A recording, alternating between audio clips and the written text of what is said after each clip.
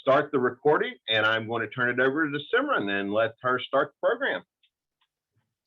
Hi, Philip. Thank you so much.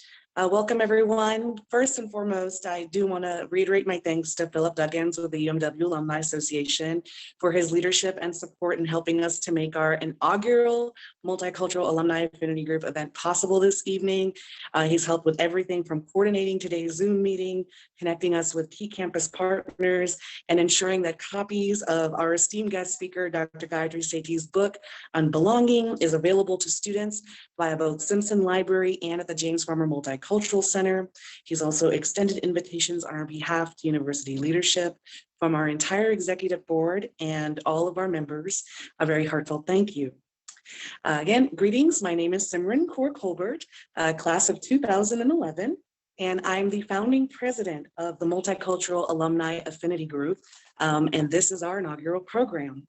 See, back when I was graduating in 2011, over a decade ago, I didn't quite understand what it would mean to become an alumni.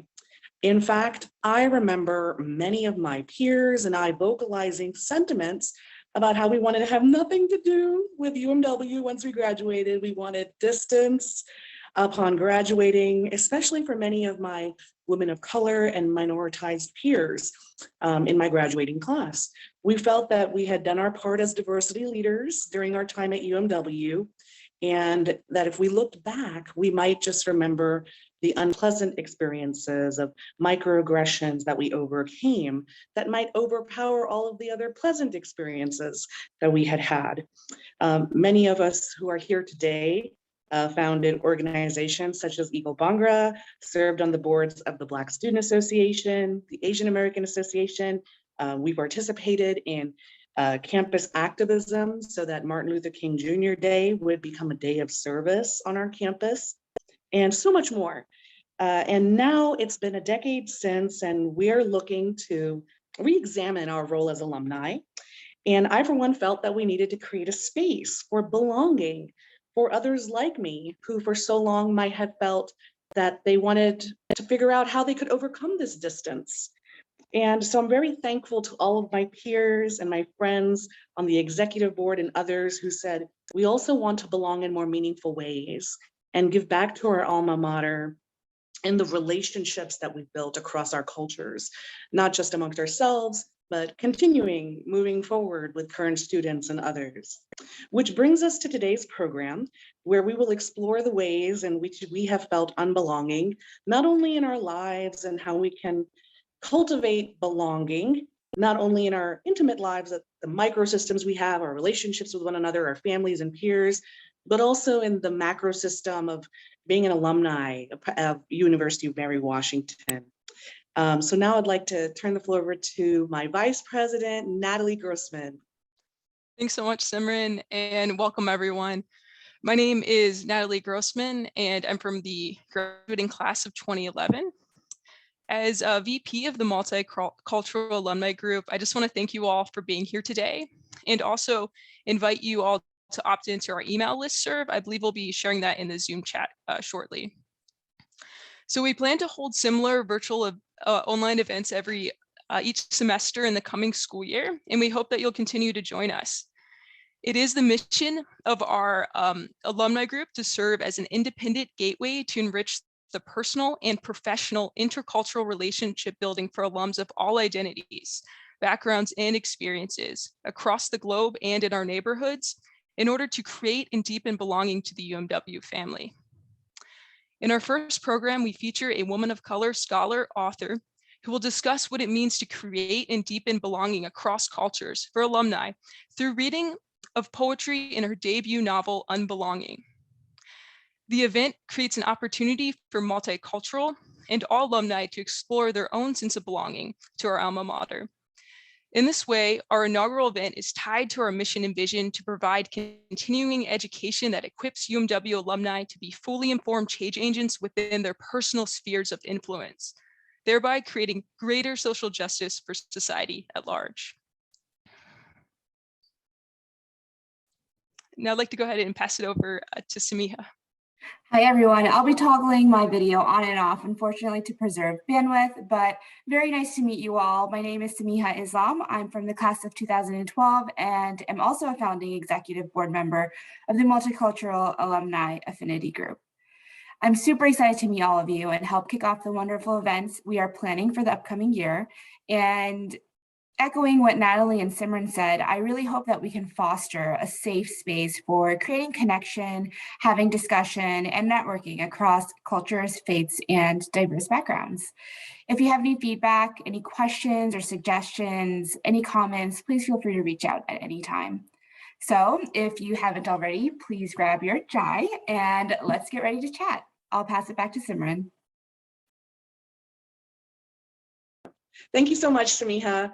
Now it's my pleasure to introduce to you my friend, my mentor, my beloved Didi, Dr. Gayatri Sethi.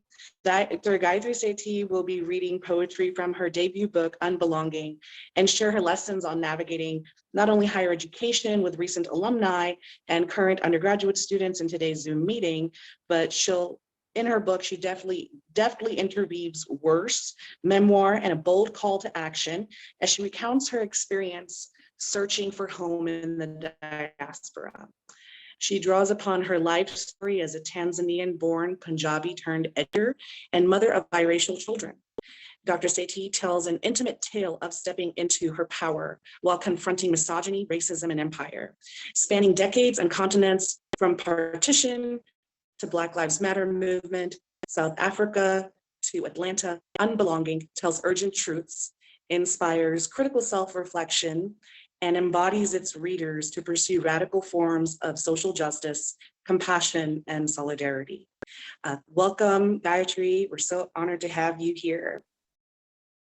Oh, it's truly an honor. You've been so welcoming, and I'm just so delighted to be here for the inaugural event. What a joy, what a special thing. Thank you, Simran, for inviting me into this wonderful space at UMW. And thank you, Philip and Natalie, for all that you have done to organize tonight's event. And it's truly an honor to be here.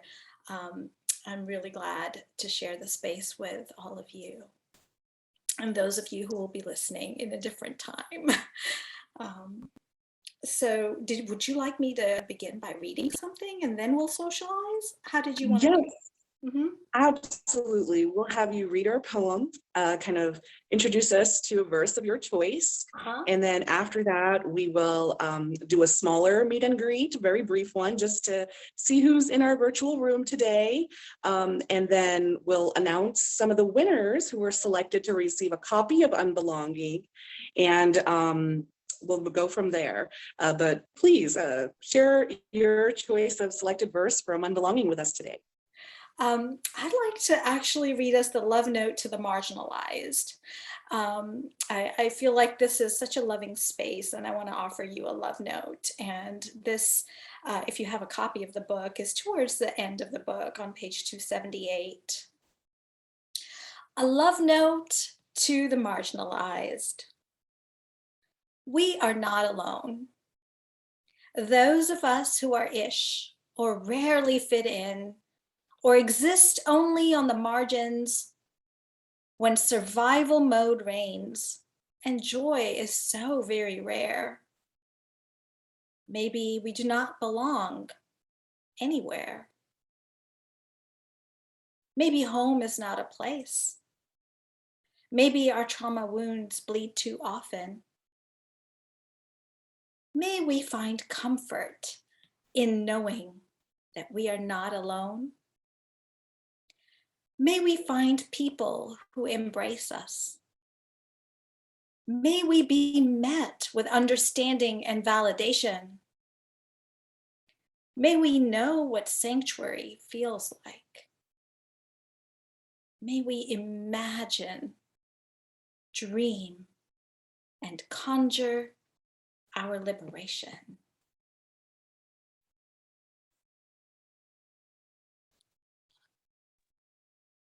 And Simran, thank you so much. You already know because it's call and response. So you already know the response to that. Here is our mantra. We got us. We got us. And that is the mantra that we're going to share in our Multicultural Alumni Affinity group, affirming for all alumni who join and participate that we got you. We got each other, we got us. We're gonna give each other the love and create that belonging where we might have felt that gap before. And so thank you so much for sharing that love note.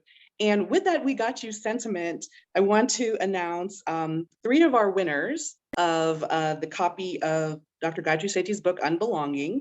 You'll be receiving your copy of Unbelonging in the mail sometime before the end of this month from the UMW Alumni Association. The winners were selected at random from those who registered to attend. Winners are Zareen M. Dodd, class of 2020. Zareen, are you here? You are, yay, congratulations. Anne Kaplan, class of 1994. And if you're here, congratulations. And Greta Okomo, class of 2000. Each of you will be receiving your copy of Unbelonging in the mail before the end of May. And now, before we head into our meet and greet, I wanted to extend a very special thank you to Dr. Marian Sanford at the James Farmer Multicultural Center. She extended today's Zoom invitation to this year's 2022 class of graduating seniors who will be joining us as alumni in just a few days. To all of the seniors who were invited from the James Farmer Multicultural Center, we got us. We're so happy to have you joining us today and proud that you're here with us. And now we'll have a brief go around the room. For those of you who are not on the executive board member, I'll pick someone I see, and then your job is to call on someone else in the Zoom screen. Just state your name, your class, your major, just very briefly who you are so we can create some warmth and familiarity with one another before we go into our reading. At the end of our brief meet and greet, we have joining us today also, we're so honored to have University of Mary Washington's Vice President of Diversity, Chief Diversity Officer, Dr. Siobhan Shorter, who will also introduce herself as well. So I'm going to select Sophia Hobbs. If you'll just introduce yourself very briefly, and then you'll pick the next person. Hi, I'm Sophia. I am graduating on Saturday, so very exciting. I'm not quite going to be gone from UMW yet because I'm in the education program, so I'll still be around next year, but just in a different capacity. And I'm a history major and going to be specializing in secondary education and hopefully teaching English language learners after graduate year. And I choose Lou. Yay, okay. Hi everyone. My name is Lou. I'm also graduating on Saturday, and just like Sophia, I am also staying another year. I'm going to be doing English, and I hope to teach high school English in the Fredericksburg area, and it is nice to meet everyone. Oh, and I pick Irene, sorry.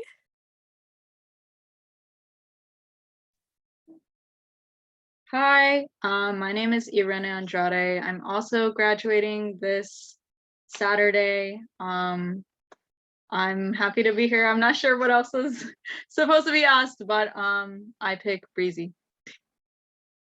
I knew you were going to pick me because all of the 2022 graduates are graduating this Saturday. Hello, beautiful people. I am Breezy. That's 2 E's, 1 Z, 1 Y. Or Brianna Simone Reeves. I am also graduating this Saturday, apparently rain or shine. I am an outgoing sociology major at the University of Mary Washington with a minor in social justice. I'll be attending American University and Wesley Theological Seminary in the fall. I'm so excited to be here with you all and sharing space with you all. So thank you for having me.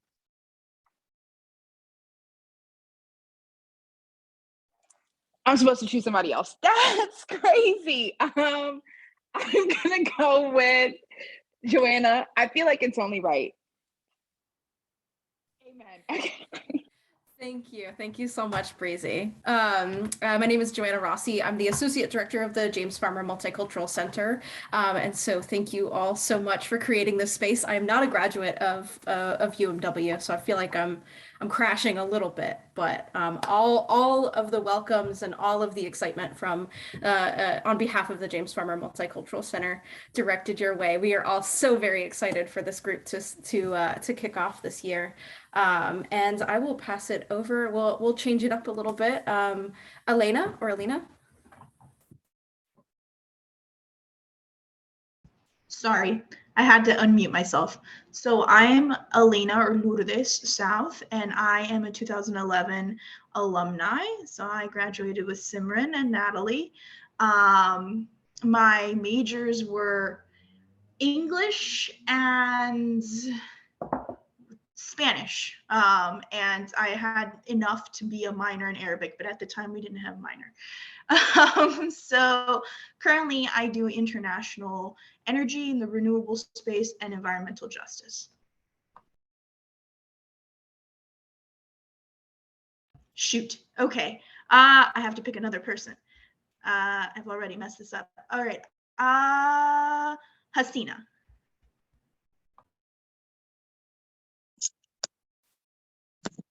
I also needed to unmute my phone. Hello, I had a feeling you were going to pick me, Elena. Hi, darling. Hi, Natalie. Hi, Simran. All of the people that I know. Sadly, I'm not graduating this Saturday because I graduated many, many moons ago. But it's an honor to be here. I'm so glad Simran had reached out, told me about this, and I knew I had to, jump on this and so show my support, because I truly had one of the most amazing experiences in Mary Washington. I want to say, I think after everything happens, you already forget about all the bad or any negative or anything. And I look back on my time so fondly, and I just loved being on campus, and I had a great time. I mean, I think those who knew me knew how much love I have for the school. And at the James Farmer Multicultural Center, I'm so glad to see Joanna's face, because I get your emails and I'm like, I don't know who that is. So it's nice to see you as well. But really, this has been great. It was wonderful to hear Dr. Sethi's poem, because in a lot of ways, regardless of whether or not you remember the bad, you still have a sense of feeling that maybe you don't belong. And I love the fact that we have a platform now that you can, in a way, via, virtually still belong, have that sense of belonging, and have that sense of, eagle pride, because, we're always going to be great. Anyways, I won't go on. I graduated 2010, a while ago. And I'm really looking forward to all the other events you guys have. The ones that I can join, I'll definitely be there. And good luck to everyone. It's so great to see everyone. And it's been great. And let's see, who am I going to pick? Let's see. How do you know who's on the call? Oh, okay. So raise your hand if you haven't been called on yet. Yeah, I think I'm going to go ahead and pick someone named Sarah Amick or Amik. I'm not sure if I'm butchering that, but I'm turning it over to you. Thank you again. And this has been great. This is a lot of fun. Thanks, Simran. Thank you. Yes, my name is Sarah Amick. I might be the oldest person on here. I graduated in 2003. So I feel like I'm crashing something, but I am excited to be here. I majored in English. I've been out of school for almost 20 years. So I've done a lot of things, but I'm currently teaching English to speakers of other languages. So I have an interest in, learning about other cultures. I'm in an intercultural marriage. So that's why I'm here. I was really interested in the book and learning more about that. And I'm just excited to hear from all of you. It's great to meet you all. Oh, I'm supposed to call. I don't know if there's anyone left. I know, because some of you were speaking in the beginning, Natalie and Simran and Samiha. Yeah, I think that concludes all of our attendees today. So Simran, it looks like we may have lost Simran for a moment, but she's reconnecting. If we miss someone, did we get so? Sorry, Simran, you are breaking up, and I believe Sophia started us off today. So we are through with all of our attendees. Neat. I do want to let you know I'm in a tornado watch area right now, so if my internet goes out, I apologize in advance. And so now that we've had our meet and greet, I believe we have our first poem today is going to be shared by Hannah Reeves, who is the first African-American woman student body president in the history of the University of Mary Washington. And she introduced herself earlier. She is graduating this spring and will be going on to continue her education. Brianna, the stage is yours. Please share with us the poetry selection sorry, for Simran. this. I believe Dr. Shorter didn't have a chance to be introduced yet, so. This is how excited I am to introduce Brianna and the poetry. Dr. Shorter, please, please, please welcome. We're so happy to have you here with us. Y'all could get right on going because I am enjoying all of the wonderful knowledge that is being passed along this evening from our wonderful author. Thank you so much for that love note. That is exactly what we needed to lift us up. Breezy is about to shut it down, so I'm just a bump in the road. My name is Siobhan Shorter. I'm the Associate Provost for Equity and Inclusion and Chief Diversity Officer here at UMW, and I am 5 months in on the job, but would never miss an opportunity to give a big shout out to Simran for everything that you have done to bring this together in record time. I met her before I even officially started here when this was an idea. And she ran with this to turn this from an idea to a group to having our first event right now. So everybody, show some love to Simran. Yes, we are so grateful for you for providing this space. I did not graduate from UMW, but being here with you all, I feel like I did. So let's just keep that enthusiasm and that love going. Please know that I am here for you. I'm going to drop my contact information in the chat. Please feel free to reach out because there's going to be lots and lots and lots of opportunities to connect with current students, and they need your insights and your wisdom. So thank you so much. Breezy, take it away. Wow. Dr. Shorter is sometimes problematically humble. Do y'all know what that means? Like problematically, like there's no reason for you to be that humble because you're totally you. But yes, everyone, I am Brianna Simone Reeves. I will be reading Black Feminists Taught Me. And personally, I wrote this down. I know it's in the book, but I wrote it down because I felt this in a different way. So can everyone see and hear me okay first? Great, I love the thumbs. Okay, beautiful. I learned to let go those inner critics, the brown voices of comparison that thrive on keeping me cowering to the male gaze as I navigate the patriarchal maze. It was Black women friends who smiled at me with their eyes. How could it be that they see me? They see me, so they teach me. Their stances and their dances, their words and their breaths. Teach me. Love yourself like magic, no matter if nobody else does. My eyes water from the shine of the truth that if there's any one thing Black women teach me daily, is that we survive by loving ourselves when nobody else does. It was and is Black women, the sisters, the professors, the writers, the nieces, the students, the friends, who saw me with genuine admiration, who taught me to shed the self-criticism, the harshness, the never enoughness. If they saw me with their eyes of love, maybe I'd be worthy and grow into it.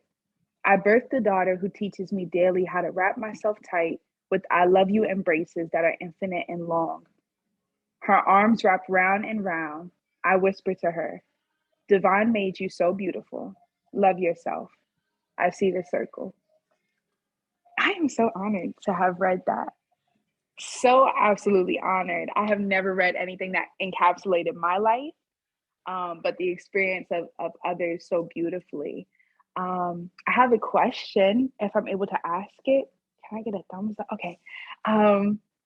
So how do we engage as alumni, given we do have to constantly guard against, burnout in our roles beyond graduation? So like, how do we do that? How do we engage? And then I have another question. Should I ask them separately? Okay, what would Black feminists teach us about engaging as alumni? Breezy, I'm in my feelings, so bear with me. I'm just going to take some deep breaths. Amen. No worries. And you read that, to have one's words be read and echoed back the way that you did is just so moving. So thank you.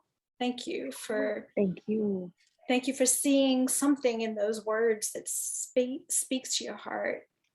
And, one of the things that I speak about a lot in this book is how being in community with Black folks is, is deep work. It's hard work. It's important that we really do the work that Black feminists teach us.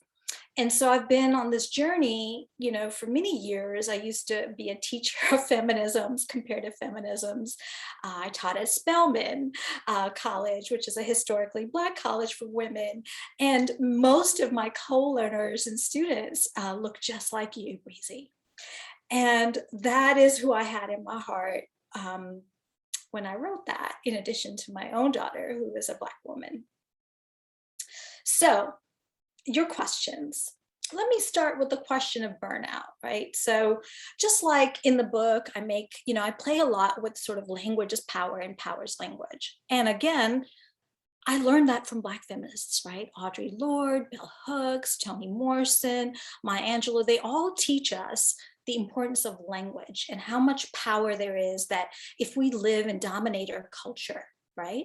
If we live in a culture of oppression, which we do, that does not honor our being, our humanity, our dignity, that one way that we can conjure and imagine and dream up our liberation is in words and language, right? We can play with language. And so the language artists, the word artistry of Black feminists is really rooted in that idea that we can reclaim certain words and rework them and infuse them with our own sense of being and power.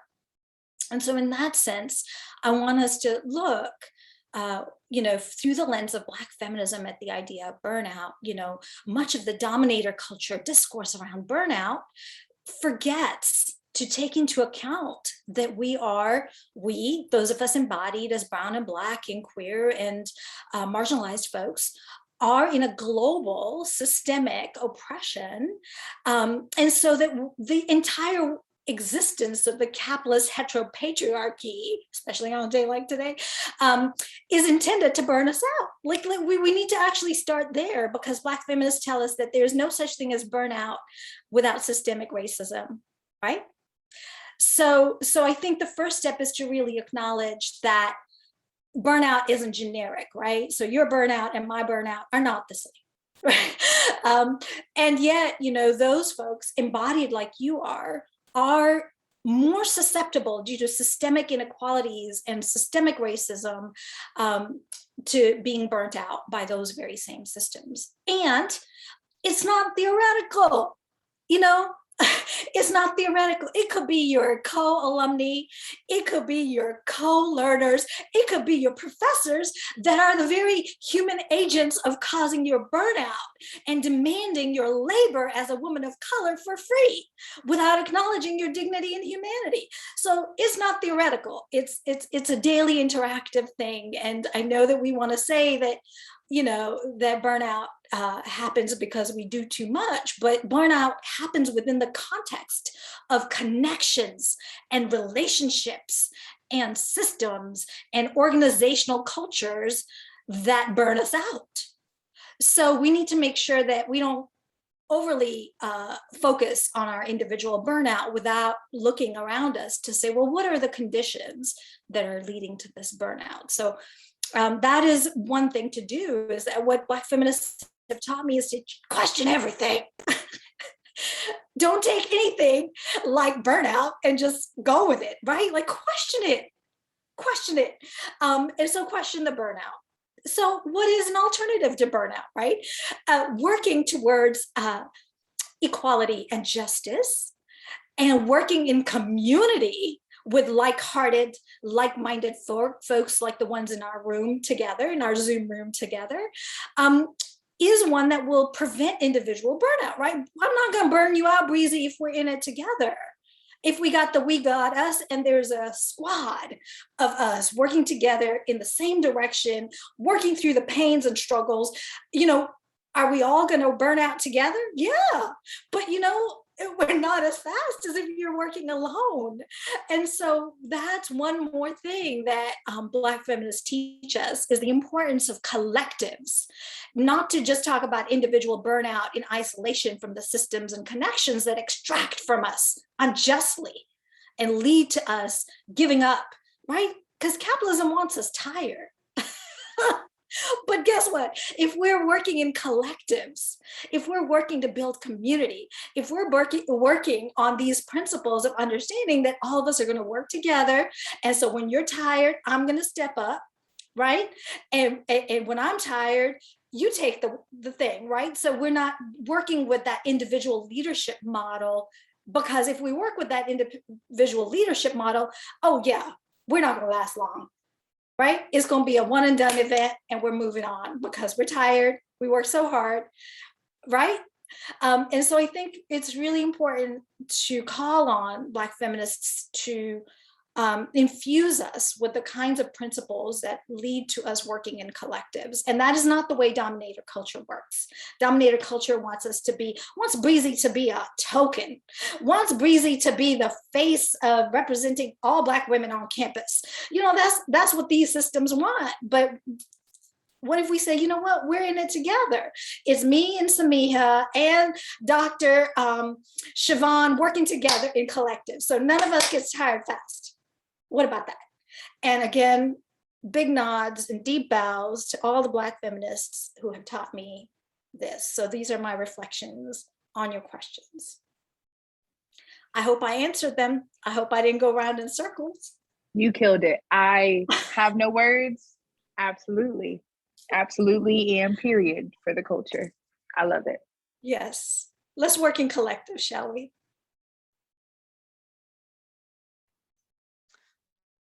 I believe I have the next poem.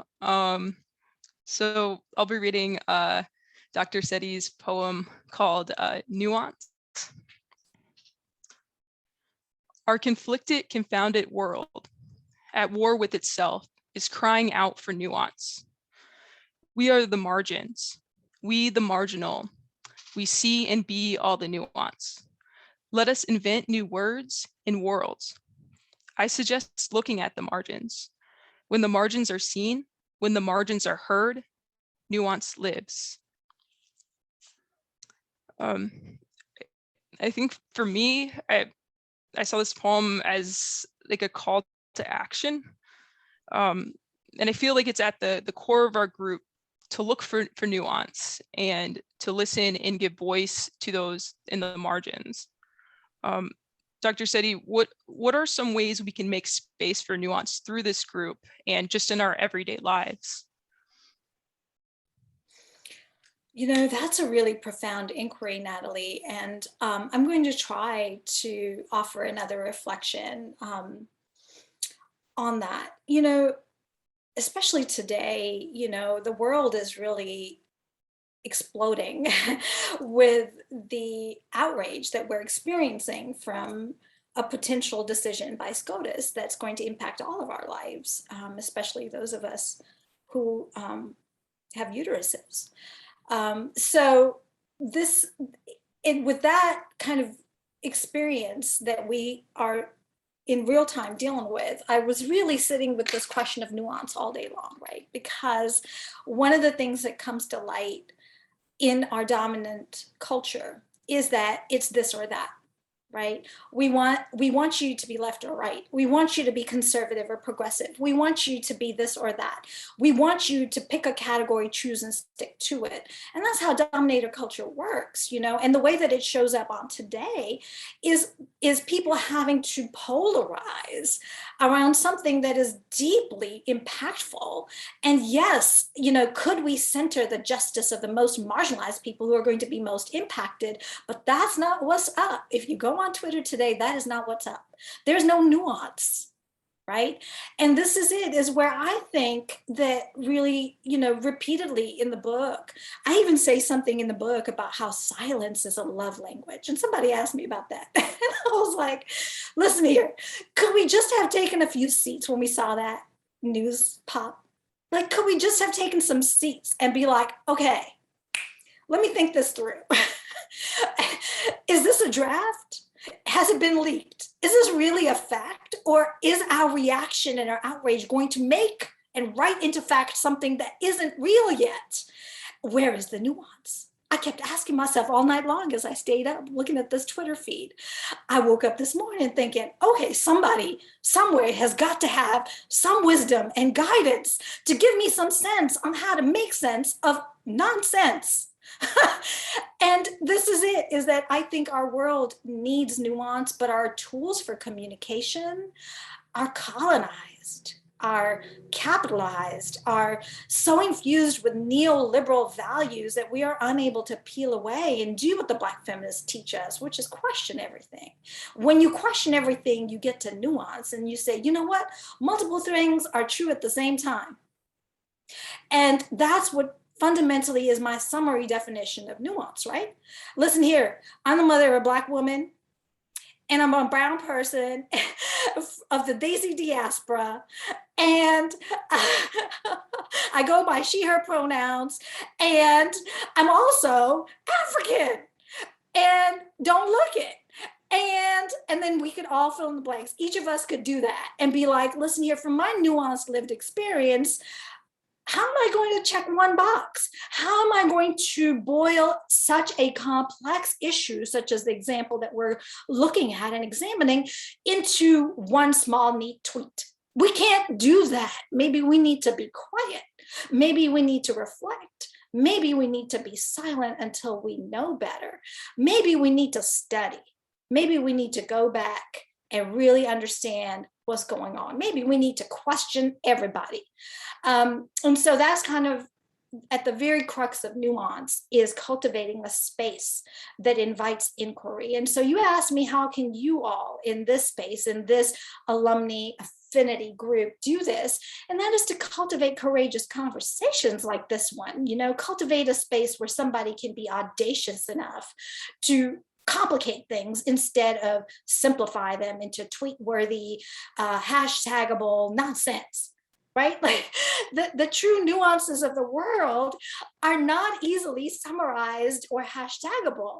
The true nuances of our lived experience and truthful realities and the kind of places we're trying to get to that may be called liberation really can't be put into an Instagram post. I'm so sorry, that's just not gonna happen. And there's no shortcuts. We got to go deep dive studying. And if you could see the stack of books I was studying today to get some nuance on this issue, I could show it to you. I will at some point because I love books. And so that's what it is that cultivating a space of inquiry, of openness, of questioning everything, not being so overly set in sort of categories. And really that space has to be cultivated, right? It has to be a space of audacity where each of us shows up as our authentic selves and says the stuff that I'm saying with no apology. And be met with that, So you could really build the trust, right? So as an affinity group, it would behoove you to cultivate a space of inquiry and audacity and truth that invites the nuances, does not try to get to easy answers, is not really about trying to have a nice, neat picture of what a multicultural alumni group looks like. It's messy. The true nuances of the world are messy. Please don't put it on Instagram because it's not real. That stuff flattens us out. Nuance is flattened out by those simplicities. And I would really urge you as an affinity group to do the deep dive work of building the trust to build that kind of nuanced conversation. What do you think? Did I answer that question? I think you answered it so well. I really appreciate it. It's I not an love- easy answer because nuance is not about easy. It's not messy. It's, you know, it is messy, but you know, this is it, is that it's not going to be easy. But the thing is, we keep showing up to do that work and to do it in collectives, as I was telling Breezy a few minutes ago, is that nuance is really not hashtagable. It's not easy. You know, there's no shortcuts to that. Could we just commit to doing that deep work of actually learning? And I appreciate you connecting it to the example so timely and something that we're all thinking about, and really giving us some of the better tools to use, because like you said, it's really messy. So using the inquiry and questions, I think that's something our group can do and will do. So I'm excited. Yes, Thank you. inquiry. Thank you for that answer. And trust, right? And again, that's bell hooks. Bell hooks talk about, you know, like pretty much everything she talks about is these courageous conversations that require trust building, right? So, and trust is earned, it's not a given. Yes. You know, we show up to this space and we, by speaking our truths in audacious ways, we can build that trust or we can break that trust. So I invite you as the affinity group to really cultivate that space and to cultivate trust. Thank you. Before we move on, I really think everyone can really feel, you know, connection with those words about nuance. I did want to open up the floor to see if anyone had any initial thoughts. I think Breezy, you had your hand up, so I'll let you go ahead and speak. Yes, my first question was going to be, do you want another best friend? Because I'm willing to make that step in our relationship, doctor, because these are the notes of everything that you've said. And I'm going to have to flip the paper over and I'm going to have to write here, because your knowledge and your wisdom is absolutely amazing. And what I wrote down and what has stuck with me for years, actually, as I've kind of been also engaging in studies around liberation and things of that nature, was that there are no shortcuts to liberation. And I think when people recap summer 2020, and I typically say this woke movement, I put it in quotations, because it's a continuous wrestling, and that's what makes liberation. There's a continuous wrestling with text and with research and with scholars and with thoughts. It's a continuous sitting down with things, then standing back up and having the discussions, and then sitting down again and giving some pause to it, to then move and to act and to organize, but also to do that collectively in a way that does push us closer to liberation. There are no shortcuts to that. And hashtags can't move us closer, you know, of that mark. And I think summer 2020, more specifically, obviously, sure, COVID moved us to an internet space, but I think that a lot of people burned out or got tired quickly because they realized, oh wow, these hashtags aren't changing my reality. So what does that, right? Not taking the shortcuts. So you spoke to that very well, and I just wanted to verbalize that just so you knew. Absolutely amazing. Thank you so much.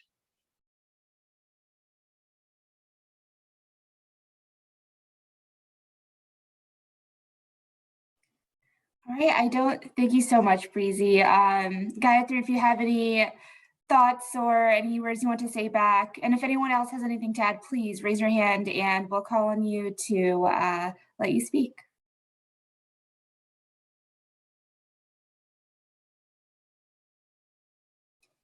All right, so we have our next reader, Elena. I'll pass the mic to you. Hello. So I'm going to read Code Switching, but before that, I'd like to share that I really enjoyed this poem, mostly because it's something that I think about a lot, right? I grew up in Latin America, partly, and I speak Spanish, right? And there is like the code switching that we do in the United States when you speak two languages or you're in two different like cultures, right?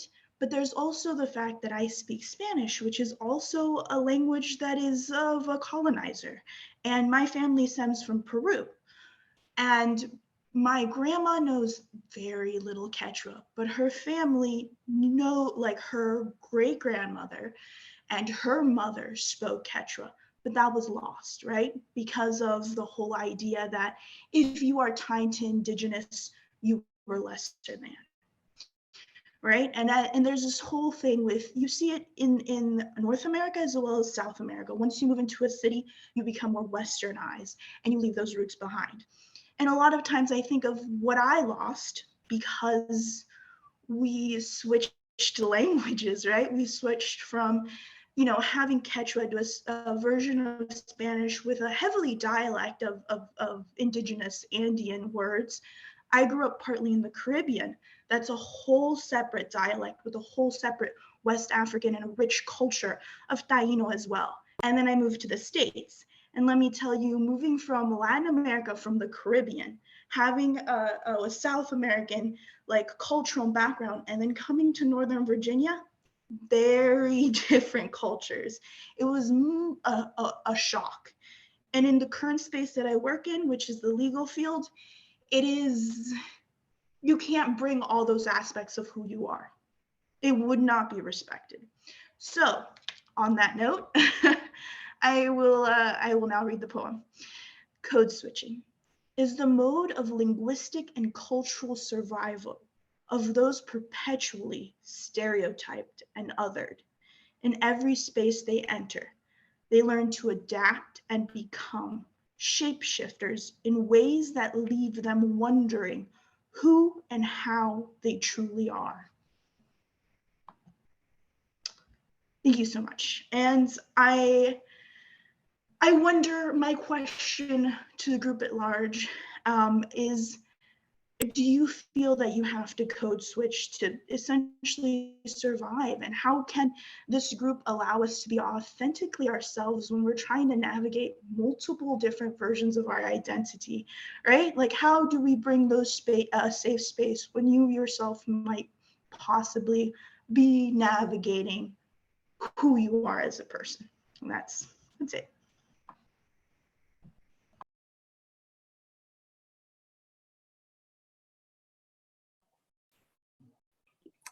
I think Arena has her hand raised, so I'll pass over the mic. Thank you. And thank you for reading the poem. I feel like code switching has been really interesting in my life because I have a lot more privilege as a white Latina, so I feel like I can kind of like shapeshift a little better, I guess. Or hide that a lot better. And in a way, it's also like throughout my life made me very confused about like, thank you, about you too, about like who I am authentically, like what does authentic mean? And so like, since code switching wasn't really a thing that I grew up like knowing about, it really made me question like, why am I doing this? Like, who am I truly? And just like, who is the real me? Like, I know specifically in middle school, I had a lot of trouble with like the interdependent Latin culture that I was raised in versus the independence that a lot of my friends were experiencing at my age and so early on. So I really like went to my support group, my friends at the time, and like just talked about it in our own kid way, and just started growing from that and learning more about who I authentically am. I guess it also gives some, personally, like it sometimes makes me feel like I'm making myself less than if I am not speaking in a certain way all the time, because I don't feel like I'm expressing myself the way I want to all the time. But otherwise, like, it's just been personally very confusing throughout my life, just figuring out who I am and why certain places I change like kind of subconsciously and other places I don't. So thank you. Thank you. You know, I do want to speak to that very quickly. And I want to say that, you know, you feel like you're going to figure that part of yourself out, but honestly, it will come back to you in the weirdest ways throughout your life. Certainly, I felt that piece of code switching. I myself am South Asian American, Bangladeshi American, and Muslim. So, you know, grew up in that post 9/11 era, where we had a lot of Islamophobia that continues to go on today. And I just want to share this piece, most recently, how this code switching showed up in my life. So I'm working in the consulting world, and yesterday was Eid, which is the end of Ramadan, a celebration that we have. And one of the traditions that we have every year is, the night before Ramadan, or before Eid, the last day of Ramadan, you put on henna, or mehndi as we call it. And so we have this huge gathering with, cousins and friends, and I'm pretty good at applying henna. So I was putting henna on everyone basically, but my own hands, as you see, are unadorned. And it was because, as I was thinking about putting henna on myself, for work, I have an upcoming meeting, which is a military ceremony for one of my clients. And I felt afraid, like, what if I'm othered there? This is my first time meeting my team, and felt that I had to exclude myself from that tradition, from my culture to be accepted in that space. And looking back on it, I was thinking about this a lot last night. I just felt like I shouldn't have given that part of myself up. I was code switching. So just wanted to share that with everyone here today. And I'll see if anyone else has any thoughts. Elena, go ahead.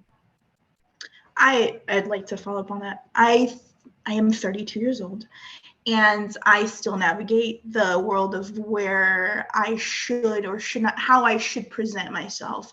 And I will have to say that in what I do, my cultural background helps a lot, right?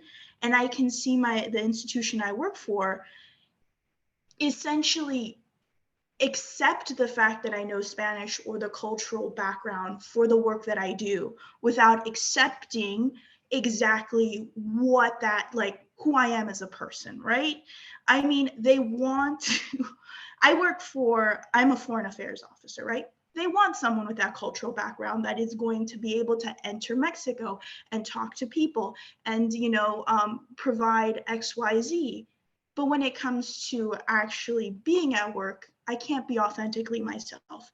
So, and as much as I try to advocate, and there's a whole group of, Latinos as well who advocate for those spaces, it is annoying and hurtful to see a monolith, which is a Latino culture, right? Because it's a socio-political marker. It's not really an ethnicity. It's not really, as much as we'd like to try to put that in a box, it's a whole bunch of people from, like, Garifuna from Honduras, who are indigenous and Afro-Latinos with absolutely no ties to European culture, to a more European culture of Argentina, etc., be lumped in and then used when needed, and then separated from the rest. So I just share that. May I respond? May I? Natalie had her hand up too. Oh, I can wait to piggyback on just some of the shared experiences as well. Go ahead. Oh, okay. Just quickly, because I definitely want to hear your reaction and your reflection. But I just sort of resonated with sort of a reluctancy to share things like at work, like I'm queer and a Jewish person. And I think being in the closet earlier, it's been so long and I'm out, but there's still some reluctancy at work at times. So I don't always find myself being the first one to share personal details and things. And I think it's sort of the residual of being othered. And so a similar, so I think I can, I don't know if passing is the correct word, but people might not know that right away. I'm always surprised. But anyways, so that's sort of kind of a shared experience I think I've felt with being othered or reluctant to sort of share parts of my identity. So thank you.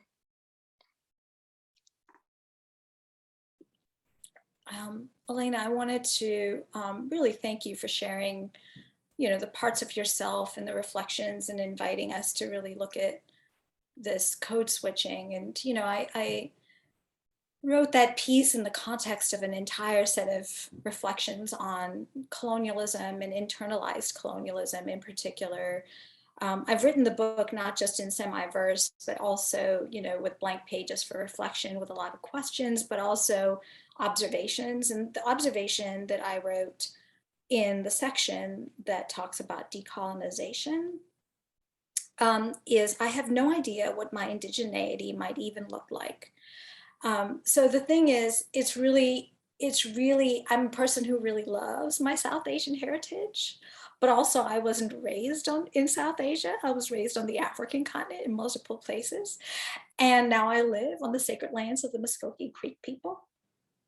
And so, we are shapeshifters. And the thing is, it is dominant culture that tells us we have to be only one thing and that there's no room to be blended in your identities, right? So if we didn't have that sort of white supremacist culture, I'll be really honest, that's what it is, that requires us to hide certain parts of ourselves in order to belong or fit in, then we wouldn't have to code switch, right? We could just know that human beings are nuanced and complex, and we don't check boxes. And in our lived realities, when I go to Trinidad and I speak to the Trinidadian people, my English sounds very different. The moment I land in Johannesburg airport, all of a sudden there's a new me. Like, in the entire body language, the entire way that I carry myself is very different than the way that I would carry myself, at University of Mary Washington if I came to give a speech. So this is just the way it is, that we are nuanced people, that we have multiple personas, we have multiple identities, and many things are true all at once. However, the pressure not to do our beautiful Mehndi on Eid, and Eid Mubarak to those who observe, is really something else. It's really something else, and is complex and unjust. And, the way that I talk about it in my book is a combination of asking us to decolonize ourselves, but also I use the South Asian, and I think Bangladeshi folk have this similar notion of nazar. And nazar is like a combination of the evil eye and also of kind of the way that I use it. I talk about it as white gaze, right? So if I were to show up with my Mehndi, to a military event, no less, with a client, it's the white gaze that makes me not want to do it. Right? It's not that I don't love my culture and love my art and love the sacredness of Eid and the Eid rituals. That's not it at all. So I really envision for us the kind of liberation where those considerations will no longer be a part of our mental gymnastics. Right? Like, you, Natalie, will not have to do the mental gymnastics of, am I out to them yet or not? And you will not, because also there's the white gaze, there's the dominator gaze, there's the patriarchal gaze, and then there's also the adjustments you make for your own safety. Right? So I imagine a world where we won't have to do so many mental gymnastics to discern whether a particular space is safe for us to be our fully authentic selves. We're not there yet. So the vibe of the entire last part of this book is this vibe right here that I just kind of tried to summarize.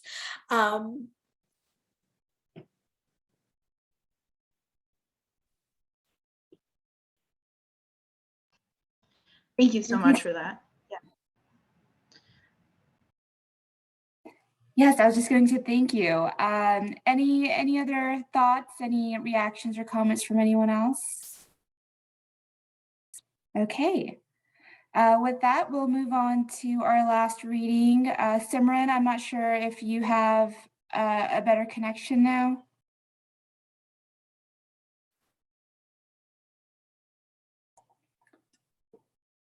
Perhaps not. So I'll move forward with the last reading of the day. And thank you so much, Elena, for sharing, and Gayatri for your discussion as well.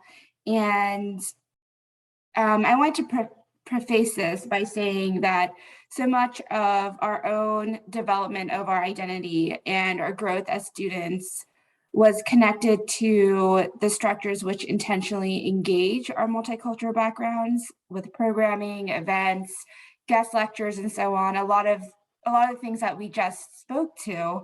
And that once we do graduate and become alumni, we move out of state, get married, become more engaged with our workplaces, go on to graduate school, whatever the future may hold.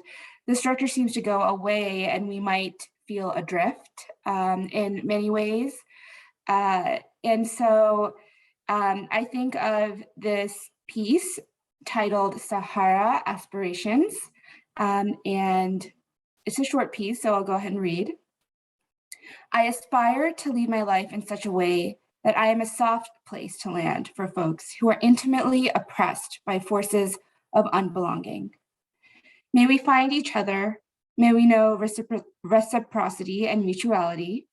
May we offer each other Sahara and Hosla. May we tell brave truths to each other. May we call each other in for our bakwas. May we speak radical healing love into each other's broken hearts. May we heal collectively. May our existence be a balm. May our solidarity be rooted in our versa and extend to all humanity. Let us conjure and imagine new worlds and possibilities.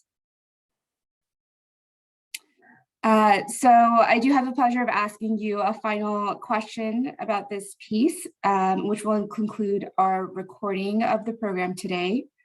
And of course, opening this up to the rest of the floor as well.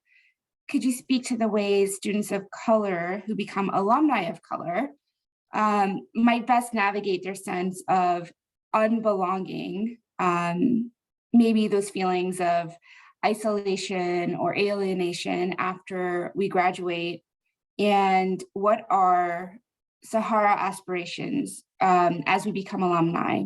For instance, in what ways can we navigate the intimate and societal challenges, intimate, an example being becoming more engaged with our joint family systems, which many of us may have, societal challenges, prioritizing work schedules, and so on, with cultivating belonging amongst other alumni in our network with our alma mater beyond graduation.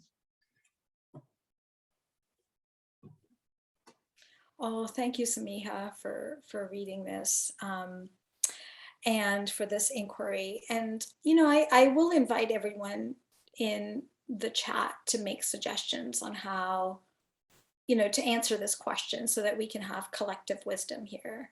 I would like everyone to really think about this question that was posed about how to stay in connection. And so let me explain the word Sahara, right? So in Urdu, in Punjabi, even in Hindi, the word Sahara is a word that's very difficult to translate into English. And those of us who are intercultural educators and teachers of English to multiple language speakers will understand that there are certain words in so many languages that cannot be distilled.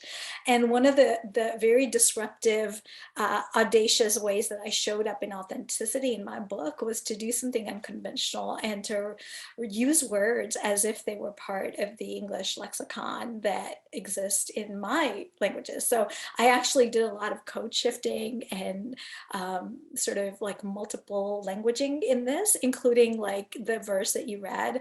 I actually have it written in Punjabi script, the word.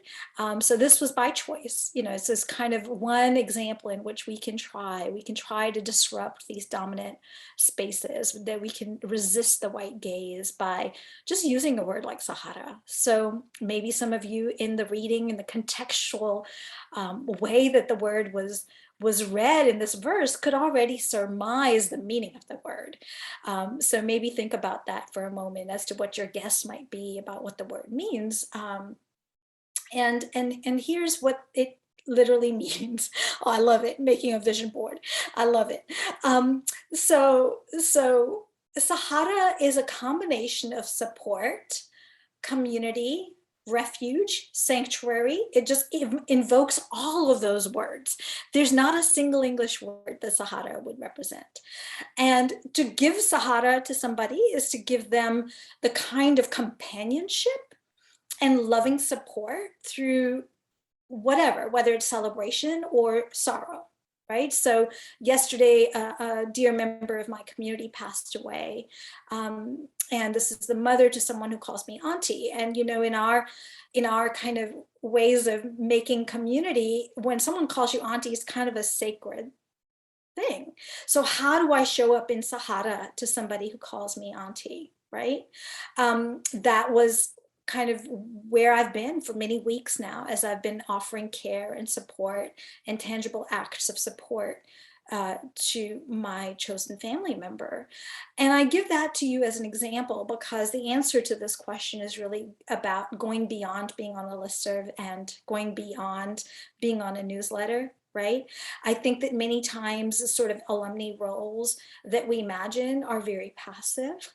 I think many times we just expect Natalie to send us email or Joanna to send us email and, you know, tell us where to show up when, and we just decide if it fits our schedule, and that's how we engage. And I really want to challenge us to get to nuance. I want to challenge us to cultivate collectives. I want to challenge us to think about there being no shortcuts, all of the things we've been talking about thus far for about an hour, and how those apply to the notion of collective support, right? So Sahara actions. What kind of Sahara actions? Especially if we were in the Zoom room together, now we're bonded, okay? We are now bonded.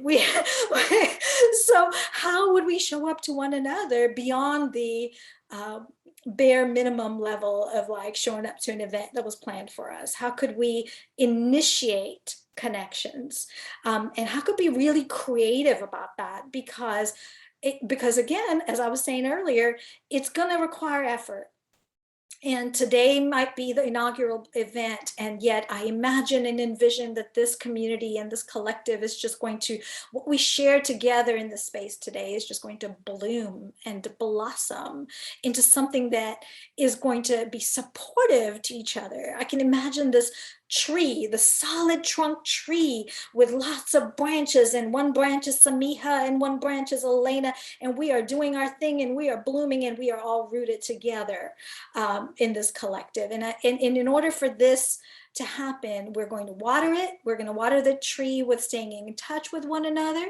We're going to give it a lot of sunlight. That means we're going to keep each other encouraged and uplifted. We're going to do that. Right? Like we're going to actually reach out to each other instead of just waiting for that newsletter to come into our email. We're going to figure out, we're going to drop our contacts here should we choose to. It's all about consent. And then we're going to stay in touch. We're going to connect with each other and send us each other DMs with information that we found that really speaks to our experience at UMW. And we're going to build community. It's going to be beautiful. This tree is just going to be glorious. It's going to have so many beautiful flowers. I can just envision it. So that's how I think of Sahara in a tangible form. Can you envision that on your vision board? Did I give you an idea for your vision board?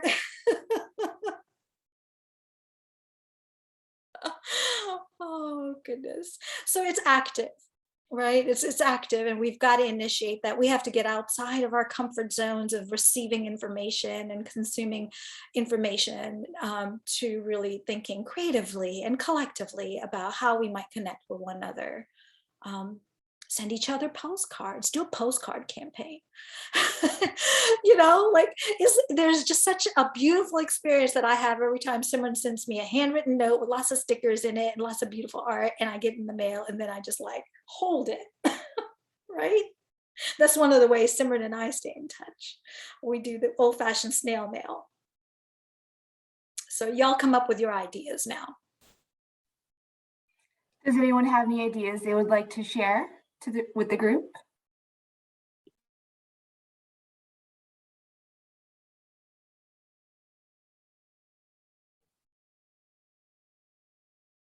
Snail mail, yes, we all love snail mail, I feel like. And Simran, I've had the pleasure of getting some of her beautiful handwritten note cards as well.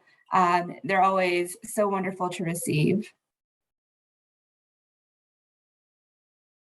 Anyone else?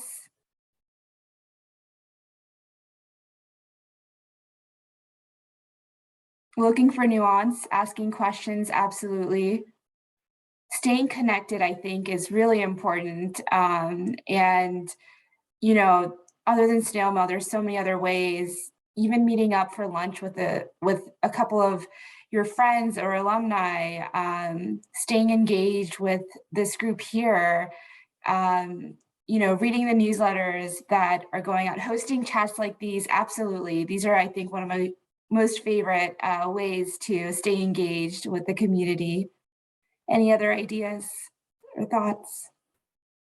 Someone said regular lunchtime chats, even via Zoom. I feel like that has totally become the norm since the pandemic started. In a lot of ways, it's so much easier, you know, assembling people in their house versus trying to find a date where everyone's available. Co-working spaces for folks who work from home, absolutely. I think this has been another one of my favorite ways to stay engaged with people, finding people who are also working from home and then just kind of hanging out, getting your work done, chit-chatting on our breaks. It's nice to have company versus, you know, being all alone in your apartment or your room. Definitely helps the social aspect, absolutely, and creates that community. Any other ideas?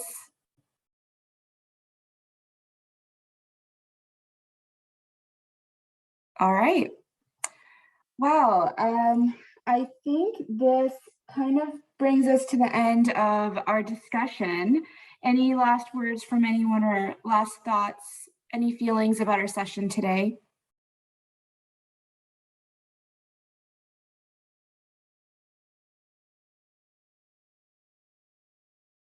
Dr. Shorter shared, this was the healing, communal, and loving space that we needed this evening.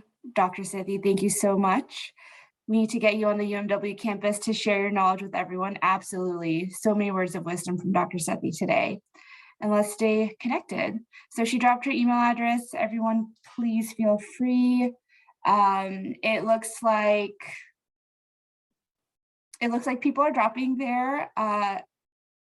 their contact information. Please feel free to send that in the chat. We'll collect them up and send them out. And if you haven't already, please opt in to stay connected and get involved with the multicultural group.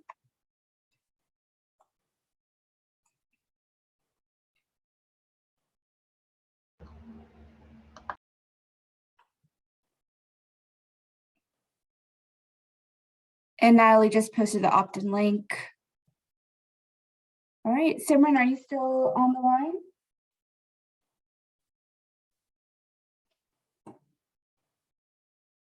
Okay, so